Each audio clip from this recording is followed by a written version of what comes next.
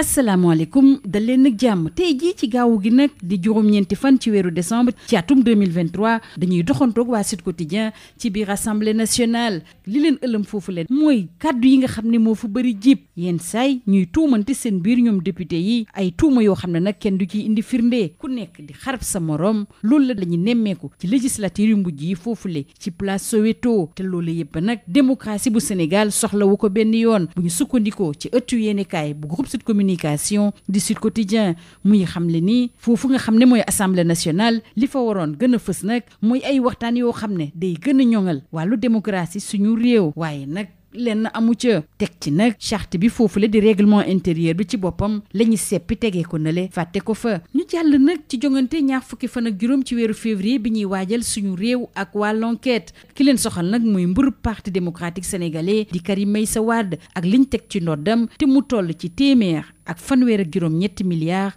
ci kopparu CFA fi mu toll nii daal waa parti démocratique sénégalais kenn rek lañ bàyyi nopp muy procureur parquet financier bi ngir Karim Meïssa Wade seen mbër mile mën a door campagne électorale am waa l'enquête di ñu fàttali nag bu ñu sukkandikoo ci article L28 bu code électoral boobule koppar ñu teg ci ndodd Karim Meïssa Wade warul tax benn yoon mu bokk ci yooyu la jongante moom mi nga xam ne nag li mu député yi nga xam ne moom la ñu koy laaj jëmale ci parrainage optionnel bi yemb na ba noppi dem na it fële ci caisse de dépôt et de consignation yóbbu fa fanweeri million ci kopparu CFA yi nga xam ne moom la ñu koy laaj ñu duppee ko ab caution keneen koo xam ne it yóbbu na caution démb ci àjjuma ji muy Aly Ngouille Ndiaye moom mi nga xam ne mooy candidat coalition Aly Ngouille Ndiaye waa Sud Quotidien di ñu xamal ne boobule koppar militangam yi ñi ko safoo ak it ñi nga xam ne ñoo lëkkaloog moom ñoo ko dajale ba mu mot turu coalition yi candidat yi nga xam ne ku ñoo fas yéene bokk ci jongante yooyu leen ëlëm na loolu wàllu observateur ndax ñoom ñu ngi xam le ne dafa mel ne ci tànneef bi daal ñi nga xam ne ñoo yëngu ci wàllu langue politique bi seen xel màccul dara ndax ay tur bu ci mel ni John 2024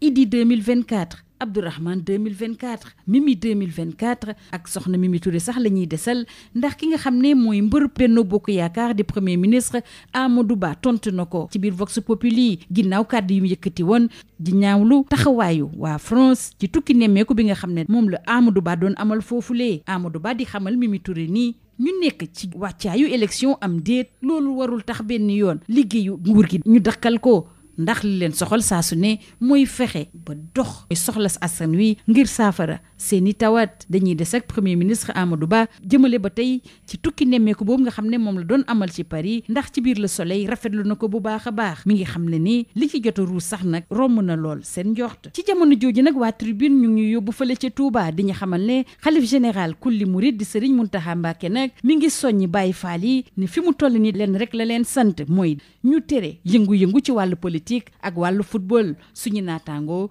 di dellu si bu baax a baax ci lan moo waral li la lépp wàllu info nag jox kàddu gi jëwriñ bi ñu dénk wàllu njàng mu kawe mi suñu réew di professeur Moussa Baldé muy xamle ne nag jëmale ci ñu dóoraat njàng mi njàngale mi ci daara yu kawe yi nag àndagu ci li ko waral mooy dafa xamle ne dafa am ab kuréel goo xam ne mooy saytu mbir yi ngir yëpp mën a yemb balaa ñuy amal loolu lee professeur Moussa Baldé di xamle ne nag faw ñu waxante dëgg ndax fi mu toll nii bamtuwaat jàng may njàngale mi ci université Cheikh Anta Diop du doon loo xam ne lu yomb lay doon te loolu la nag faw nga nekk ab militaire pour mun ko amal waa Libération moom di ñu nettali li xew ca Ngor musiba daal moo fa naroon am waaye borom bi wis na ci ndox mu sedd ginnaaw ab gaz boo xam ne dafa éclaté ñaari doomi aadama jot nañ cee am ay gaañu-gaañu ay yàqu-yàqu it nemmeeku nañu ko fa bu ñu jógee ci Ngor nag dañuy dem ci boppa ngin waxtaane ak Le Soleil sanctuaire bu bees bi nga xam ne moom lañ fa nar a ubbi tey jile ci gaawu gi ñu dugal ci ñetti milliards ci kopparu CFA liggéey bi la mi ngi bokk ci liggéey bi nga xam ne moom la njiitu réew mi sumb ci dëkk ak bërëbu diine yi ci suñu réew ki nga xam ne moom la archevêque bu Ndakaaru dénkoon boobu la liggéey di Dominique Ndong wane na ñoom rafetlu nañu ko bu baax a baax Le Soleil dellu si it ci ñaan yi nga xam ne moo jib bawoo ci monseigneur Benjamin Ndiaye di archevêque bu Ndakaaru mu jagleel ko président de la République ak it doomi réew mi yépp démb nag ci tribunal atte nañu Oumar Sall te mbir mi soxal bu baax a baax ëttu yéenekaay ñu xëyandool bu ci mel ni Vox Populi ak Les Échos ci atte bi ñu ko doon atte ci diggam ak Tidiane oustaz Oumar Sall tëj nañ ko juróom benn weeri kaso yoo xam ne du ko tëdd donte nag baalu na bu baax a baax waaye taxul benn yoon ñu teg ci ndoddam ne dafa yëkkati ay kàddu yu tegginuwul teg ko ci ñooñu lee oustaz Oumar Sall xam le démb ci tribunal ni kàddu yi nga xam ne moom la yëkkati bokk na ci li ko gën a métti ci dundam moom deltu na gannaaw bu baax a baax ginnaaw gi ko procureur bi tegee pression bu ñu sukkandikoo ci suñu naataangoo yi ñu xëyee ndool bu ci mel ni Sud Quotidien bi nga xam ne ci wàllu tàggat yaram nag li ko soxal mooy juróom-ñaareelu bés Ligue 1 sénégalaise di xamle ni ci jeexital ay bés bi nag bi ci gën a am solo ci jongante yi bokk na dem bi nga xam ne moom la Dakar Sacré-Cœur di dem fële ci jamono Fatick moom mi nga xam ne nag ñoo nekk ci bopp classement bi ci jamono ji nga xam ne ñu ngi jàkkaarloog jamono Fatick danañ bàyyi xel bu baax a baax it ñi nga xam ne ñoo topp seen gannaaw di waa Tëngéej FC ak Jaraaf bi nga xam ne nag ñu bëri xalaat nañu ne mun na ñëw wuutu Dakar Sacré-Cœur ci place bi mu ne ci jamono jooju nag waa record bi waxtaanee championnat Arabie Saoudite di xamle ne Al Hilal ak Al Nasr ñoom am nañu ndam Koulibaly def lañ doon xaar ca moom Sadio it def match bu mucc ayib ci ñaar fukki fan ak juróom benn ci weeru décembre bi ñu nekk nag Bombardier dana jàkkaarloog Reug-Reug waa sunu lamb di ñu xamal ne balaa jàkkaarloo bu mag boobule ci arène nationale danañ amal seen jàkkaarloo bu mujj ci fukki fan ak juróom benn ci weeru décembre lii moo gënoon a fës ci ëttu yéenekaay yi ñu xëyandool ñu yendoog jàmm. Bonjour, débat démocratique et dialogue politique en berne, l'autre face, l'Assemblée. C'est le titre qui barre la une de Sud Quotidien. Lieu du débat démocratique par excellence, l'Assemblée nationale du Sénégal se distingue de plus en plus comme un lieu de règlement de comptes politiques. En effet, de plus en plus des parlementaires semblent profiter du privilège de l'immunité parlementaire que leur confère la Constitution pour s'adonner à des déclarations fracassantes, jamais prouvées dans le temps, sinon des accusations fallacieuses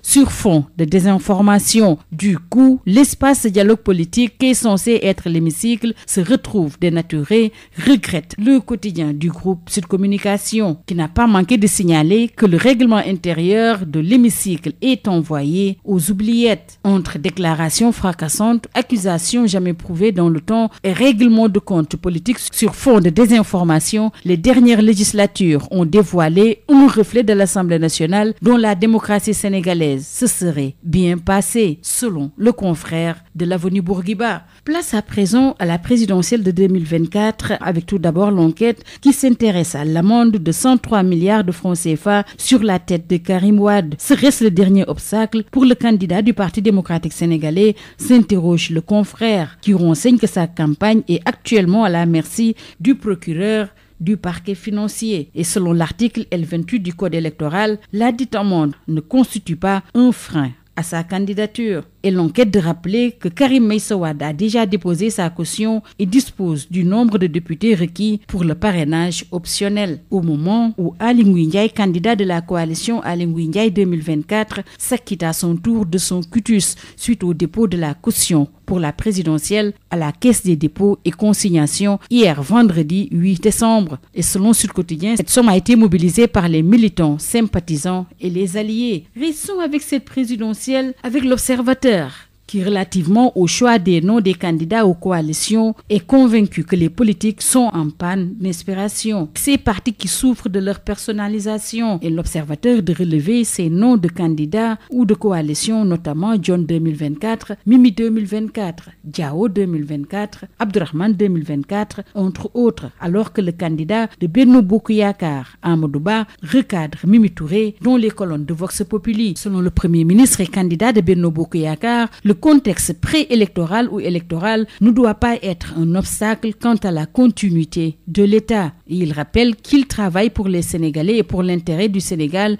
et il est bon d'assurer le suivi des projets démarrés et qui, dans tous les cas, vont se poursuivre. Restons avec Amadou Ba, cette fois-ci dans les colonnes du Soleil. Il tire un bilan satisfaisant de sa visite de travail à Paris. D'après lui, les résultats sont au-delà de leurs attentes. Après le Premier ministre candidat de Benno Bokk Yakaar, place au ministre de l'Enseignement supérieur, professeur Moussa Baldé, avec son niet quant à la reprise des cours en présentiel à l'UCAD. Selon l'info, il a déclaré « À l'état actuel, à l'UCAD, le conseil académique a décidé de poursuivre les enseignements en ligne en attendant de réunir les conditions nécessaires pour une reprise sereine et paisible des enseignements en présentiel. » Toujours d'après professeur Moussa Baldé, il faut qu'on se dise la vérité. Les conditions en présentiel à l'UCAD sont insupportables. Et ça, il faut être un militaire pour le faire. Retenez avec tribune ce revirement de situation à Touba avec Serigne Mountakha Bassirou Mbacké, le khalife général des Mourides, qui recommande désormais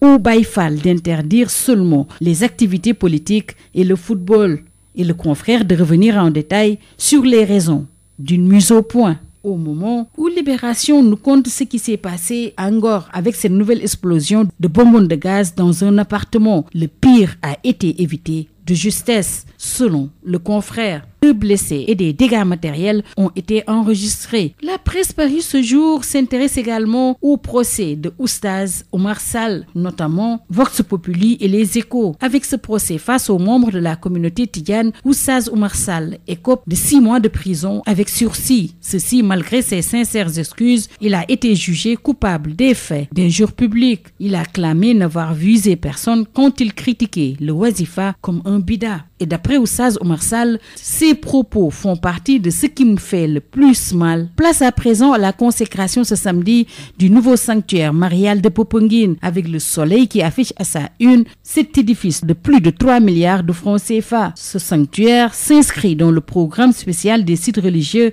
initié par le président Macky Sall et le superviseur des travaux pour l'archevêque Dominique Ndong d'affirmer, je cite, « Nous sommes satisfaits » et le soleil n'a pas manqué de relever les prières de Monseigneur Benjamin Ndiaye, l'archevêque de Dakar, pour le président de la République et l'ensemble des Sénégalais. La 7e journée de la Ligue 1 sénégalaise s'ouvre ce week-end avec en attraction le déplacement de Dakar-Sacré-Cœur sur la pelouse de Diamono Fatick. Leader au classement, les académiciens dakarois engagent, selon Sud Quotidien, en même temps le duel à distance avec leur dauphin Teungueth FC et le Jaraaf en embuscade et idéalement placé pour le déloger de son fauteuil. C'est un classique et un derby au menu selon le Soleil. Alors que Record renseigne que Al Hilal et Al Nassr sont victorieux avec Koulibaly dans le tempo et Sadio présenté comme un passeur décisif. Reparlons du combat prévu le 24 décembre entre Bombardier et Reug Reug avec Sunu Lamb. Le dernier face-to-face entre ces deux lutteurs